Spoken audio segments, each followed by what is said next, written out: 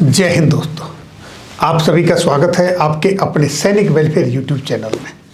दोस्तों, आज मुझे बेहद खुशी हो रही है ये बताते हुए कि पूर्व सैनिकों के संघर्ष को मिली बड़ी सफलता। ये एक सपना जो पूर्व सैनिकों ने देखा अब वो साकार होते हुए नजर आ रहा है। ये मैं क्यों कह रहा हूँ, आप खुद देखिए।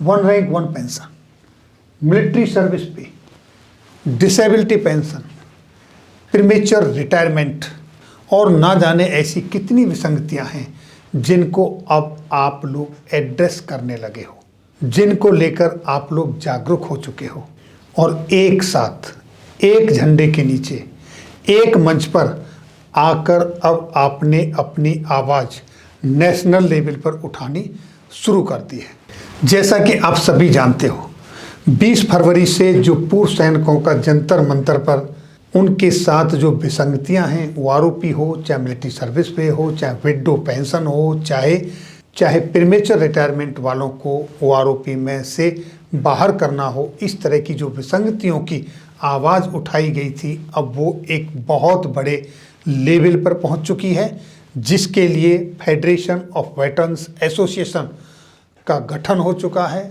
आपको याद होगा 9 अप्रैल 2023 वो ऐतिहासिक दिन था जिस दिन पूर्व सैनिकों ने मिलकर जॉइंट एक्शन कमेटी का गठन किया। अब नेशनल लेवल पर फेडरेशन ऑफ वेटरन्स एसोसिएशन बन चुकी है। उसकी कल एक वर्चुअल मीटिंग थी, कमेटी निर्धारित हो चुकी है, नॉमिनेटेड हो चुके हैं लोग, रेस्पॉन्सिबिलिटियां दी जा चुकी हैं और उस कमेटी में कल किस किस महत्वपूर्ण मुद्दे पर क्या क्या बातें हुई, अब तक आपको जो सफलता मिली उससे रिलेटेड क्या आउटकम निकल कर आया, इन सारी चीज़ों पर चर्चा हुई। उस चर्चा को आगे बढ़ाने से पहले कुछ दस्तावेजों के बारे में महत्वपूर्ण जानकारी जो कुछ इस तरीके से है। दोस्तों, फेडरेशन के साथ जो संस्थाएं हैं ऑल ओवर इंडिया में, उनको एफिलेटेड होने के लिए सभी की तरफ से अपना एक समर्थन पत्र दिया गया, जो कि अभी तक सैकड़ों से ज़्यादा संस्थाएं अपना समर्थन पत्र दे चुकी हैं। अब इसमें कुछ चीज़ें हैं जो ऑब्जर्व की गई, जैसे संस्था का नाम है, कॉन्टैक्ट नंबर है और इनका समर्थन पत्र भी मिल गया स्टैम्प के साथ, लेकिन इनका यहाँ पर ईमेल आईडी नहीं है जिससे हम कांटेक्ट कर सकें। तो अभी आपने अपना ईमेल आईडी देना है। जिनके कांटेक्ट नंबर नहीं है वो कांटेक्ट नंबर शेयर करें और इसके साथ ही साथ आपकी जो संस्था का जो रजिस्ट्रेशन है वो रजिस्ट्रेशन लेटर भी आपने भेजना है। अगर उसका रिन्यूअल ड्यू है तो उसको रिन्यू कराएं और वो अपने समर्थन पत्र के साथ संलग्न जरूर करें। इसी तरीके से देखिए, बागपत की तरफ से समर्थन पत्र दिया गया है, लेकिन यहाँ पर भी ईमेल आईडी मेंशन नहीं है। अपने ईमेल आईडी जिन जिन संस्थाओं ने अभी तक समर्थन दिया है उनके अगर ईमेल आईडी मेंशन नहीं है तो वो प्लीज़ अपना ईमेल आईडी ज़रूर शेयर करें। कुछ संस्थाओं के कॉन्टैक्ट नंबर भी नहीं है, वो अपना कॉन्टैक्ट नंबर शेयर करें ताकि कोई भी मेमोरेंडम, कोई भी डॉक्यूमेंट आप तक भेजना हो या आपको वापस फेडरेशन को भेजना है तो वो उस ईमेल के थ्रू हो, आपको मेल के थ्रू डॉक्यूमेंट मिल जाए और आपका डॉक्यूमेंट भी मेल के थ्रू फेडरेशन तक पहुंच जाए।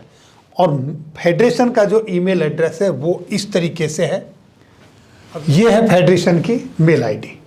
तो आगे चल के पूरे जितने भी ऑर्गेनाइजेशन है फेडरेशन के साथ, सबका एक ग्रुप बन जाएगा। जो भी डॉक्यूमेंटेशन होगा, कोई भी करस्पॉन्डेंस होगा, पत्राचार होगा, वो मेल के थ्रू आप तक पहुंच जाएगा और आप भी मेल के थ्रू फेडरेशन तक अपना डॉक्यूमेंट, पत्राचार, करस्पॉन्डेंस कर सकते हो। तो ये करना बहुत ही निहायत ज़रूरी है। और जो संस्थाओं ने अभी तक अपने समर्थन पत्र नहीं दिए हैं वो जल्दी से जल्दी अपने समर्थन पत्र दें, लेकिन याद रहे कि अपना जो आपका रजिस्ट्रेशन सर्टिफिकेट है वो ज़रूर उसके साथ अटैच करें। और अब देखते हैं कि कल जो फेडरेशन की जो वर्चुअल मीटिंग थी उसमें किन किन मुद्दों पर डिस्कस किया गया और क्या क्या वो मुद्दे थे, क्या हुआ फेडरेशन की वर्चुअल मीटिंग के दौरान। यहाँ पर सबसे पहले अध्यक्ष जी ने, जनरल सेक्रेटरी जी ने संबोधन किया, वेलकम किया और सभी मेंबर्स ने अपना अपना इंट्रोडक्शन दिया। इसके बाद जैसा आप सभी जानते हो 3 अप्रैल और 30 अप्रैल का जो कार्यक्रम किया गया वो क्या उत्साहवर्धक था, कितना उसका असर पड़ा, उसके ऊपर फेडरेशन के प्रेसिडेंट वेटरन अर्जुन सिंह राठौर जी ने क्या बताया वो आप खुद सुनिए उन्हीं से। पूरी सफलता कब मिलेगी ये तो वक्त बताएगा। जो इसका टर्निंग ट्रेड स्टार्ट हो गया है, आपने भी देखा हो तो अभी 2 दिन पहले हरियाणा एक्सेसमैन स्टेट लीग ने लिख के लेटर भेजा है कि साहब जो है एमएसपी पे इसके ऊपर रिकंस्ट्रक्शन होना चाहिए, जवानों को ठीक नहीं मिला है।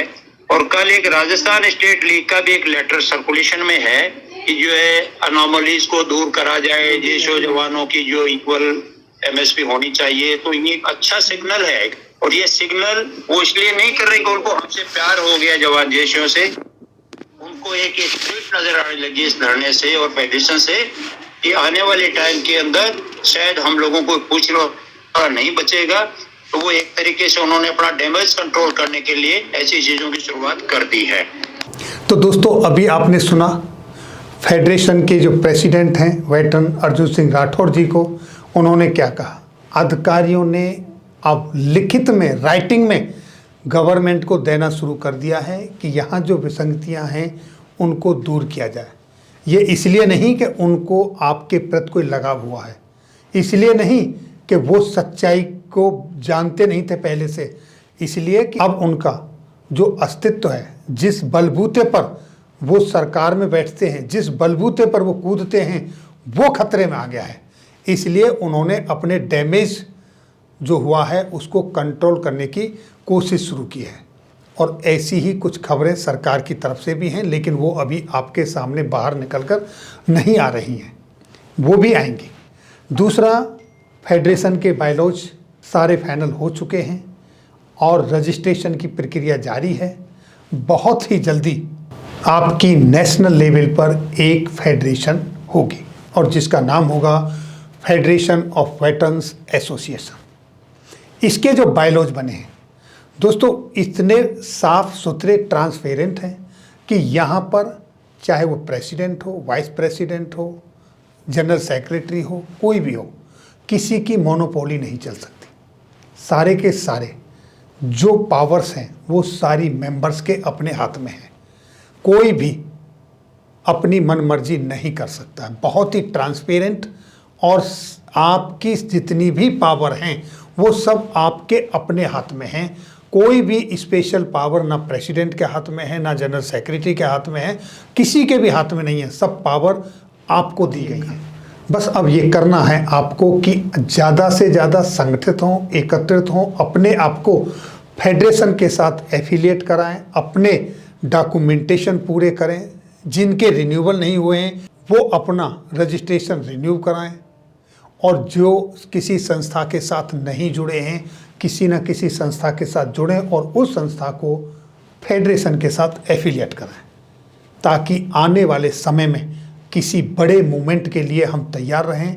क्योंकि अब वो समय आ गया है जब आपको परिणाम मिलने की उम्मीद जगी है और वो तभी होगा जब आप जिस उत्साह से अभी चले हैं इसको और बढ़ाएं और जो अभी छूटे हैं भाई उनको साथ लाएं और जितने भी डॉक्यूमेंटेशन की किसी की कोई प्रक्रिया बाकी है उसको पूरा करें।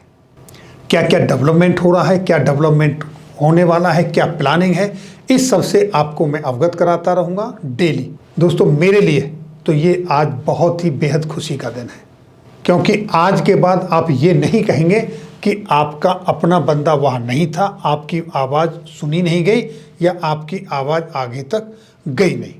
अब इसको और मजबूत करना आपकी ही जवाबदारी है। तो दोस्तों मेरी आप सभी से, जितने भी जेसी और जवान हैं, एक विशेष अपील है कि अब रेस्पॉन्सिबिलिटी और ज़्यादा आपके ऊपर आ गई है। आपने अब यहाँ से आगे फूंक फूंक के कदम रखना है। कोई ऐसी अनपार्लियामेंट्री लैंग्वेज इस्तेमाल नहीं करनी है, कोई ऐसा कमेंट्स नहीं देना है जिसका कोई मीनिंग ना हो, भावनाओं में आके बहना नहीं है। फैक्ट के अनुसार बात करनी है, तथ्यों के आधार पर बात करनी है। जो भी आपकी समस्या है, जो भी आपकी प्रॉब्लम है, उसको लॉजिकल तरीके से, फैक्चुअल तथ्यों के साथ रखना है और संवैधानिक तरीके से अपनी मांगों को पूरा करवाना है। फिर मिलेंगे आपके वेलफेयर से जुड़ी हुई किसी अन्य जानकारी के साथ अगली वीडियो में। तब तक के लिए दोस्तों, जय हिंद, जय भारत।